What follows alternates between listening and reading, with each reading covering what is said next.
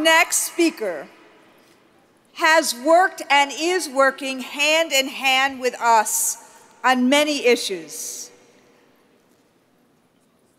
She is a fierce fighter for students, for the working class and for the middle class. And she is as brilliant a teacher as she is fierce fighter. Senator Warren has spent her entire career taking on those who use their wealth and power to rig our economy. And she fights every day and strives every day to make life better for people. Look, the people of Massachusetts know her. You know her as a senator. Probably most of you know her as a senator, as an activist. But you may not know that she started her career in a classroom as a public school elementary teacher, and then became a lawyer and a professor. As a law professor, Senator Warren used her expertise in bankruptcy law to protect the rights of consumers. During the Obama administration, she envisioned, it was her idea, the Consumer Financial Protection Bureau, which helped millions of Americans get restitution after being defrauded and scammed by bad actors in the finance industry. And it has been the #1 objective of Donald Trump and Nick Mulvaney to try to destroy the CFPB. She is the leading voice for college affordability for low and middle income families, and she has used her position in the Senate to hold student loan companies like Navient accountable. Since 2014,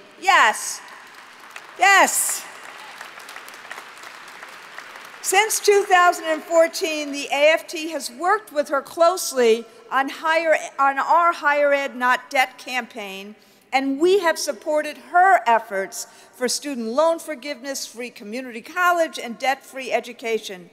We are so grateful that she is our thought partner on how to fight the student debt crisis that is crushing opportunities of many, and even many more of our members and young adults in not only our union, but throughout the country. She's championed recovery efforts in Puerto Rico. She's criticized the plans to close schools. She's fought for investment. She was one of the first to condemn the Janus Supreme Court decision, and I quote, as I did before, she said, before the ink was dry on that decision's release, corporate interests have been rigging the system against workers for decades, but I got news for the billionaires. Behind this case, we're not going anywhere. And right on, sister, because we ain't going anywhere. We're sticking with the union. I got one more thing I want to say. You know about Donald Trump's sexist and racist taunts against her, and that's because she really gets under his skin, because what she says in 5 words is much more important than what he blathers in tweet after tweet after tweet. But the last thing I'll say is this. Senator Warren is one of those people who we don't go in just to lobby.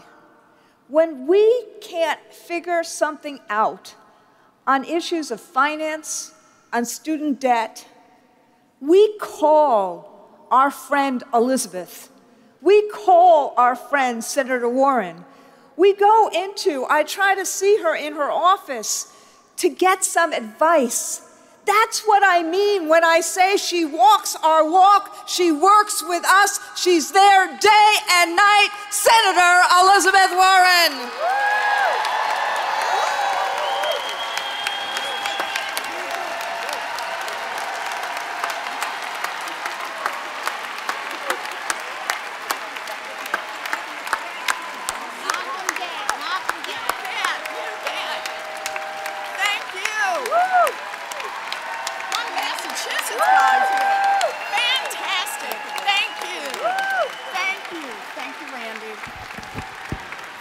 Thank you. Wow, hello AFT, wow. Hello teachers, hello nurses, I am so glad to see you.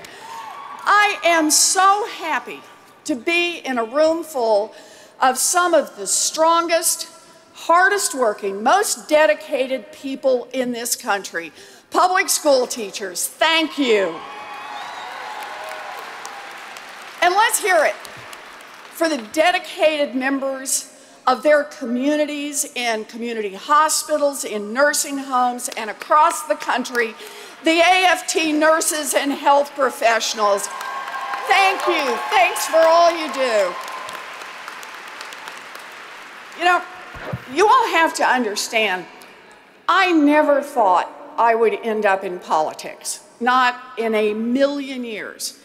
But when I ran for office, I quickly found out that no one does this alone. I learned that to be effective, it's critical to have allies who know how to get the job done.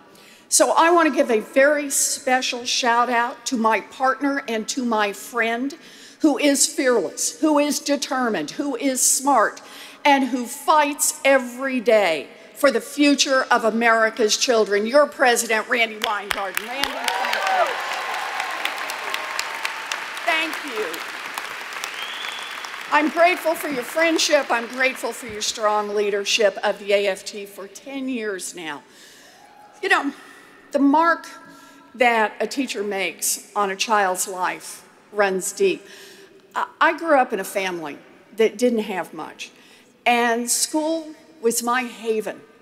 Even today, all these years later, I can still remember Mrs. Lee's classroom at Woodrow Wilson Elementary School in Norman, Oklahoma. Do I have my Okies out there? Good. You know, I really could right now. I could describe the sunny room. I could tell you what the posters were on the wall, the shiny wood desks. But it was Mrs. Lee who made that classroom come alive. I remember her gravelly voice, her smell, her smile. She was special. And I did my very best for Mrs. Lee. And so I wanted to be there with her, and I wanted to do everything she wanted me to do. Reading, arithmetic, art, science. If she thought it was a good idea, I thought it was a good idea. And I still remember the day Mrs. Lee took me aside and explained that if I worked hard, I could become a teacher too. Bang, she had me, a teacher. Those were the words that changed my life. No one had ever told me that I could do anything. But when Mrs. Lee said, "Yes, Miss Betsy, you can," I never saw myself the same way again. Now, I just want you all to know, I started practicing early. I used to line my dollies up to teach them. I was tough, but fair. I don't think you did your homework last night. You know, I was always on them, but I was good. And look, my path was full of bumps and twists and turns, but I never gave up on the dream of becoming a teacher. My first job out of college was teaching special needs kids in a public elementary school. Yeah. And this is how I see the world. Today, I stand here as the daughter of a janitor who became a public school teacher, a professor, and a United States Senator because America invested in educating kids like me and invested in teachers like Mrs. Lee. That's what it's about. Yeah. And that's why I'm here today. I am grateful to that America. I believe in that America. But I am scared. Scared that our children and our grandchildren may never know that America. You know, let's be honest. Today, millions of American teachers are getting crushed. Too many teachers are teaching and working another job or two or even three before school and after school just to make ends meet. Too many teachers are spending their own money just to provide basic tools for their students. Too many teachers are drowning in student loan debt. Too many teachers are struggling to teach their kids on shoestring budgets and insulting salaries. And too many students, Black and brown students, students with special needs, students learning English, gifted students, students sitting in the back row in big classrooms, students who get overlooked, students who need those resources and support are being robbed of the life opportunities because we have failed to invest in education in America. Yeah. America is failing our teachers, and when we fail our teachers, we fail our students, and we fail our future. This is a time of crisis, and a crisis for America's teachers is a crisis for America. Even so, I come to you today with a heart full of hope. Here's what gets me out of bed every morning, ready to fight. People are no longer silent. Across this country, educators are rising up, speaking out, and fighting for the future of this country. Yeah. From West Virginia to Oklahoma to Kentucky to Colorado, Arizona, teachers are rising up with a simple message: enough is enough. You bet. Courageous women and men are staging walkouts, occupying state houses, and making their voices heard. And guess what? They are winning. They are winning. They are telling state legislatures and governors, our teachers deserve better. Our kids deserve better. We stand shoulder to shoulder because we know how important these fights are. I know that the teachers in this room won't stop fighting until our children and this nation come out on top. Yeah. Teachers are fighting for our education system and winning, but that's not all they're doing.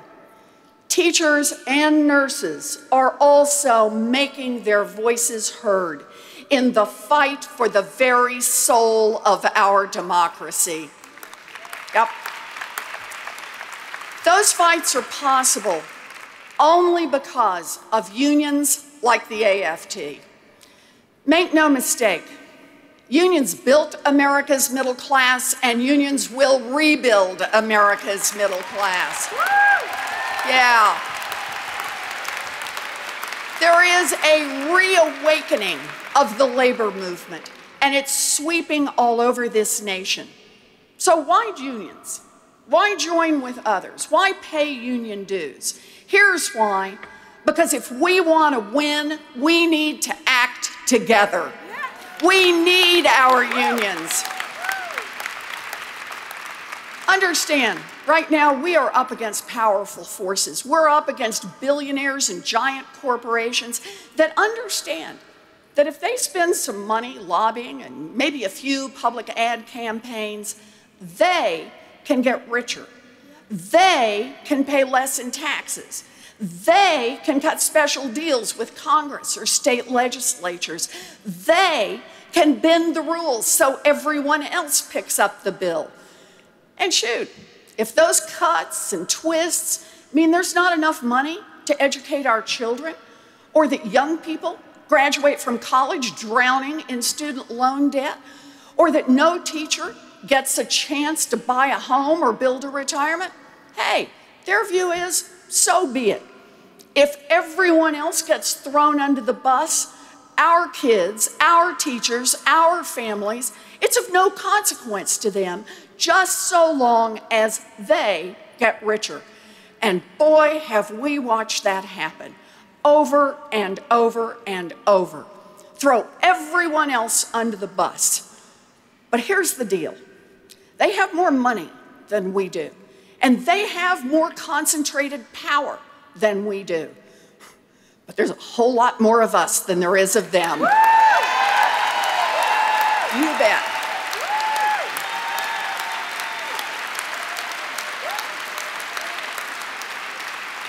And that's the deal. In a democracy, when we fight back, we can win. That's what this is about. But when we're up against organized, concentrated power, we need to be effective.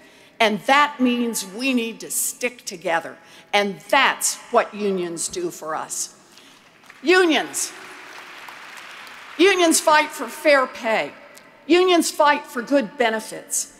Unions fight for a decent retirement. But unions also take their fights far beyond local school boards.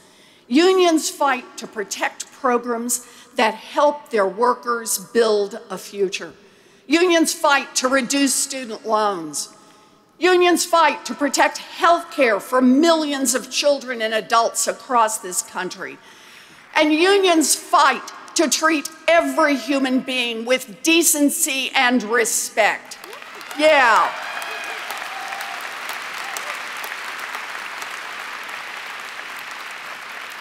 Unions give their members a voice in their workplaces, a voice in their communities, and a booming voice in all corners of democratic life. Through our unions, we raise our voices strong and proud, and that's why I wanted to be here today. You bet. Yep. Now, as a candidate, Donald Trump talked a good game when it came to working people. And I want to quote it. I actually want to quote him on this. Here we go. The American worker will finally have a president who will protect them and fight for them. Working people. Yeah, well, that turned out to be a bold-faced lie.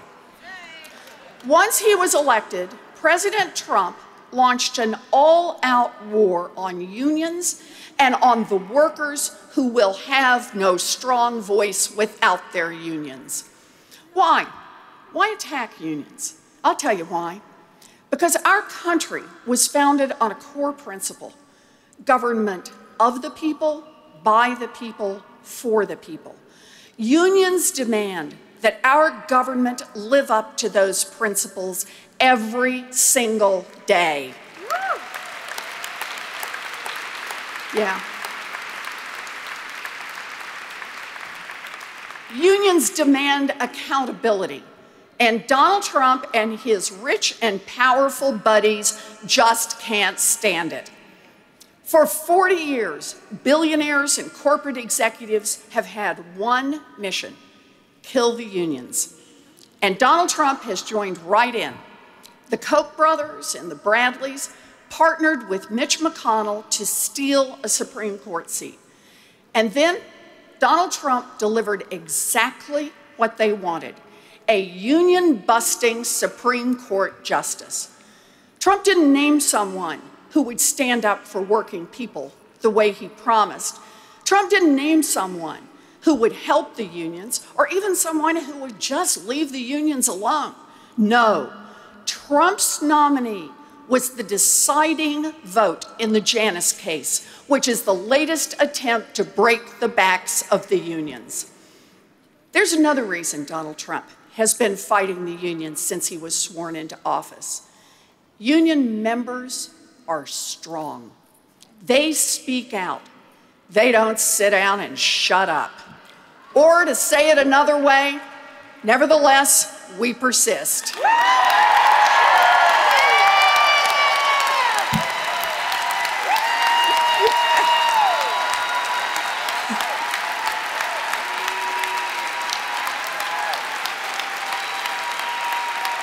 Yes.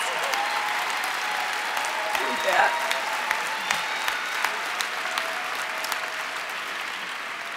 And that is what we need now. As this administration wages an all-out attack on our democracy, your voices are needed now more than ever. You all have been on the front lines fighting to lift the voice of the American people over the chaos of this administration. You took to the streets during the Women's March, the greatest protest rally in the history of the world. You did it. You showed up at airports to protest President Trump's racist Muslim ban. You did. You stormed the halls of Congress to help save the Affordable Care Act. You taught our students how to call out bigotry when hate was in the headlines after Charlottesville. You led the fight against Betsy DeVos and her radical anti-public school agenda. You stood with the kids from Parkland and said, our communities should not be war zones. You called BS.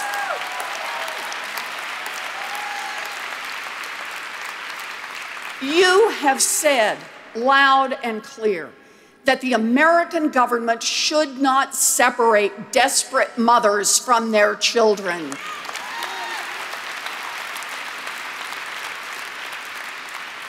And while the Trump administration and the Supreme Court have mercilessly attacked unions, you have stood strong with your brothers and sisters across the labor movement, and you have fought back. Yes, you have. You are in all of these fights, and I am proud to fight shoulder to shoulder alongside you. Look, I'm not going to sugarcoat it. I can't. This fight is going to be an uphill battle.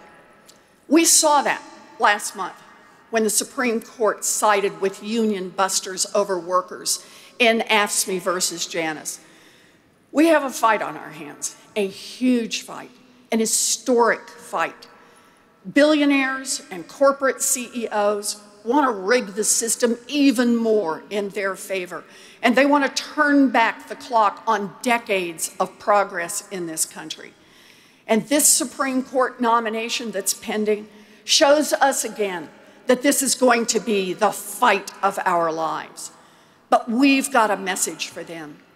Our country is not for sale. Yeah.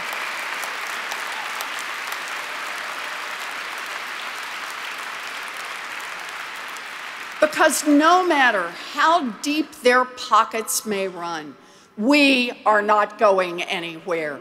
We're going to keep raising our voices. We're going to raise our voices for teachers. We're going to raise our voices for nurses. We're going to raise our voices for students. We're going to raise our voices for unions. We're going to raise our voices for democracy.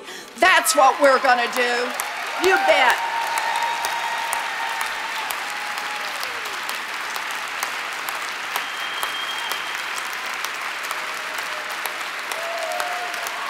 You ready to do this? Yeah. Yeah. And here's the deal. Stay on your feet, because while we raise our voices, we're going to organize like we have never organized before. You bet. Look out, because here we come. We'll be at state houses. We'll be at courthouses. We'll be at hospitals. We'll be at job sites. We'll organize the fight for working people across America. We'll register the voters. We'll bring in everyone off the sidelines. And come November 6th, we will vote to save this democracy. Thank you.